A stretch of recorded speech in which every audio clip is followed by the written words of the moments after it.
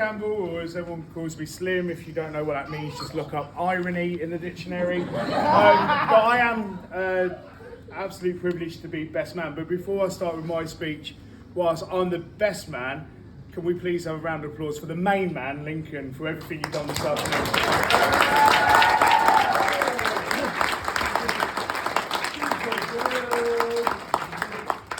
For those recording, do not put this on social media. So this speech is all about Lee. Nice to see Lee there with a large bucket on the top table. I'm talking about the beer. So where do I start? I'm just finding the parameters in the room, and I thought that'd be a nice little icebreaker. That's good.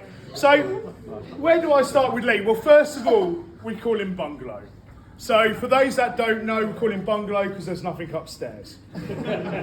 Which, to be granted, is one of my favourite ever nicknames. So, obviously, I do need to share some of Bungalow's infamous moments in a bit. So, I've known Lee for about 20 years now. One of us was an overweight referee, a bit of a dick, missed out on promotions and never achieved their potential. Got fucked over by a woman that looks like a bloke from Leicester. And the other is myself, that's really proud to be here as the best man today. We've both been big lads and we've been yearning over the years to be ripped. That actually happened to Lee one sexual night when he was about 24 years old. So I knew that wouldn't get too many laughs, but it stayed in. So over 20 years ago, I remember it well. I met his dad Paul a few years before. So Paul was one of my first ever referee secretaries, organised games, and in fact, Paul gave me one of my first ever bollockings as a young referee, and Leanne was less than a year old, and we had a bit of a curfew in football. You don't ring people after 9 p.m. It was in the days of landlines before WhatsApp was invented. I remember ringing up Paul and utterly tore me a new arsehole for waking Leanne up because I think I just put her down on a very tricky evening. And then a bit later on, a couple of years later, I remember Lee was playing in goal for St John's. Leagueway Park in Luton, and I was refereeing on the next pitch. I actually generally can't remember how we became mates, and I still can't remember that. Yeah, it's one of the worst accidents ever. So we just clicked. So I am very proud to be here today. It is custom for a groom to seek advice from his dad about marriage, and I hope you found someone else to get that advice from.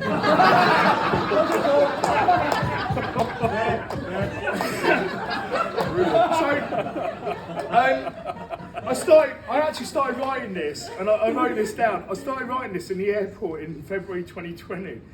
And I did actually ask Claire, I said, what are my parameters and my boundaries? She stated, there isn't many, and I quote, don't leap over the line, just step over it. Challenge accepted. So, Claire was a single lady in Higham Ferrers a few years ago, thinking, I really need someone special in my life right now. Fuck me, did she nail the special bit?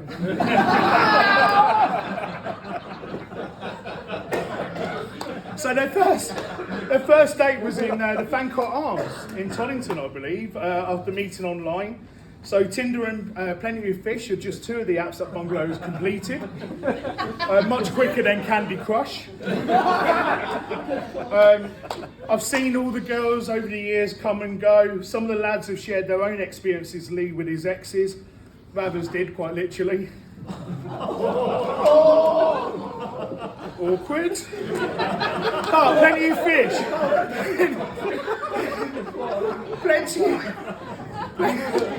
Plenty of Fish was a brilliant memory for me, because I remember I was a bachelor living in Milton Keynes in a flat, and Lee would regularly just come over, sit on the sofa, and all the lads that know Lee, he looks at his mobile like this. His eyesight is dog shit. And, scrolling through, and he was obviously single back then, and he'll be straight on Facebook stalking or plenty of fish. And there was this one midweek evening he announced, oh, I've got a connection, she's only in Wolverton. I lived in Milton Keynes at the time. So he jumped in his car and he went to this girl's house. And he was back within 15 minutes, which is actually quite long for him, I heard. So, I thought it was just a repeat of the Omo tent, if those have been to Oslo. If anyone wants to know that story, Ian Stewart is available for that story. So Bungalow, what happened? Well, he came back and I said, so what was that all about? And he said, well, they say Canberra's had a few pounds, but she ate 20 of them. So the poor lass literally opened the door, he laughed at her and came back home. So, a bit of an evil kid. So, Bungalow is a bit of a harsh nickname because he's actually a little bit more clever than his nickname allows. But he does lack a little bit of common sense sometimes. So here are some times that he suppressed himself. So we go to Norway every summer to go referee and now coach over there. And there was one particular occasion we were clearing out our room, so we all stay in schools on camp beds and so luxury 0-star accommodation. And we sent Lee down to go and get some bin bags. And 3 hours later, we finished our rooms and we thought, I haven't seen Bungalow for a little while. So we went down to what was like the common area at this school that we stay at called Bramfell. And he was sat there having his obligatory bottle of Coke and socialising. So we joined him, had a bit of grub, and then 10 minutes later, he literally just stood up in his chair, like, ooh, and just announced and went, oh, fuck, bin liners, and then disappeared and go and get them. Yeah, a little bit late on that one. But Bungalow is that friend that you need in times of pain and hurt. And there was one year I tore my ankle ligaments running into a statue. That was coming in the opposite direction. And I mean, that story alone is funny, but after being put in a cast and given crutches, I was asleep on my camp bed. I was thinking, what the heck has it done to have me as its weight on the camp bed, bless him. But anyway, someone from the tournament came in to find me quite early in the morning, and I was doing my usual princess quiet snooze, enjoying my sleep, and thanks, Holly. And Bungalow thought he would assist by waking me up. Now, I'm such a deep sleeper that people can't wake me up by just going, Slim, wake up. This dickhead decided to grab my ankles and shake me with torn ankle ligaments. So not only was the agony horrific, but the shock of it made me collapse in my bed. And if you think about a camp bed with like 4 metal legs, I was laying on the floor, couldn't get up. So he thought the next best move is to bend the legs upwards, backwards, and proceed to get other lads to run down the corridor with me and said bed like an extra out of Cool Runnings. And then abandoned me there to go and get his phone to take photos of said prized possession. So, by the way, you still owe me a sleeping bag from that year. So anyway, have a quick word about stag do. So planning a stag do was an utter pain.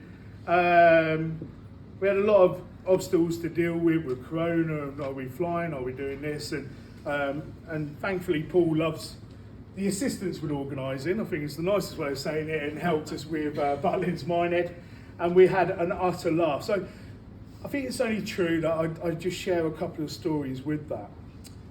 So he did do incredibly well. They say, what goes on tour stays on tour. However, so we know Bungalow loves a low profile and never tells anyone he's in the room without a belch or a mistimed cackle or something to say that he's there. So on our way down to Butlins Minehead, after we left the boat, or after a little dancing show I think they put on there, and we dressed him up as a pope. And we pulled over at Lee Delaware Services on the way down on the M4 and proceeded to, we borrowed one of Grace's Disney books. If Grace is about, I have returned it today. But we got him to read the Psalm of Baloo out of Jungle Book, out of this Disney book. That was a nice little warm-up.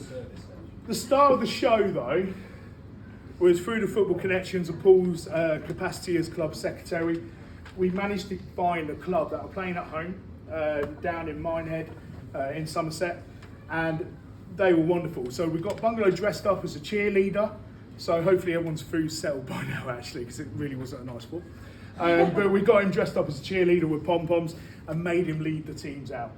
And fair play to the club, they took it on really well, so well they introduced a tradition to you. And apparently anyone from Bristol or Somerset will know there's a tradition down there where they do something called a tray of halves. And a tray of halves are 5 half drinks on a tray, and you have to neck each one straight away. So they came up with cider, lager, ale, Guinness, and what you thought was lemonade. It was not lemonade, it was half rum, half vodka. Now, any lad would have gone, I'm going to do this tactically, get rid of the crap ones first and then finish on the high. No, he went for the nice ones first. But they did provide a bucket just in case. That ale went into the bucket and straight back up. So he took that incredibly well, although when he finished the tray of 5s, his eyes were more glazed over than a Krispy Kreme donut cabinet. So now, when I said there's very little limits on what I'm going to say, there is one story that I'm not allowed to say because of filters. However, I have a prop. Oh no. If you want to know what this is all about,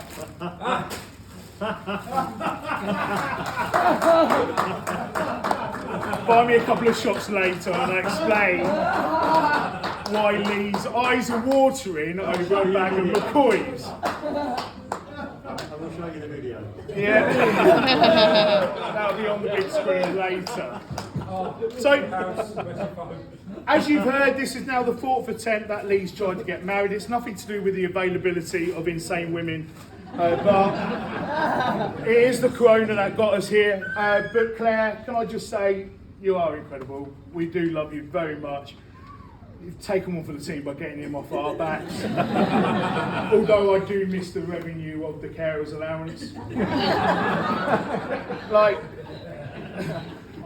many others, we took to you very early on. And not only are you just a beautiful bride today, but a stunning mother to Grace too. See, that looks so nice.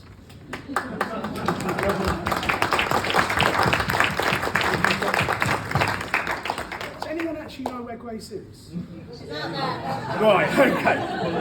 Good. So, obviously Grace has been adorable all day, and I really look forward to the DNA test later in life, because I refuse to expect something that cute on there. So in closing, I best start describing Lee as a best mate. I open saying we practically call him Vic as a nickname, but he is a great mate to me. Always at the end of the phone when I need to rant or bounce an idea. When he rings me, I know I've got an hour spare. But he was there for my darkest days and weirdly gave me relationship advice once. But we achieved a lot together. We share a lot of laughs. Close to being arrested in Birmingham a couple of times. Getting me banned from some high street shops. Supporting the homeless community at Five Ways Roundabout. And to date, you're still the only 4th official at Valley Parade to do the game more pissed than the then manager Chris Powell. But we have spent many hours on the phone or at football, and I've learned a lot from you as a coach and as a friend as well, and the copious amounts of cock blocking you've done from me in Chicago's, Andy's bars and other dance floors around the world. Claire, you've given Lee so much. I'm proud to see the father Lee has become and the husband he's going to be. Thank you so much for getting him off our backs again. And I'm so sorry you're going to become a forester. I wish you both a great honeymoon, and I really hope, and like us, that you've timed your honeymoon with your menstrual cycle much better than we did.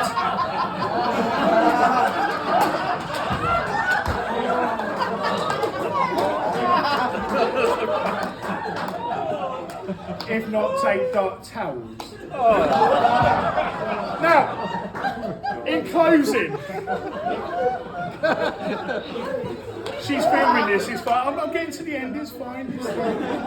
It's fine. She's eating chocolate, so I'm not getting any tonight. Anyway, but I do have a very quick couple of toasts. So first of all, I do want to toast the bridesmaid. Not only do you two look utterly beautiful, but well done for you two surviving the firing and the other one got sacked. So I do want to do true story. I do want to do a very quick toast, please, to the bridesmaid. So to the bridesmaid, please.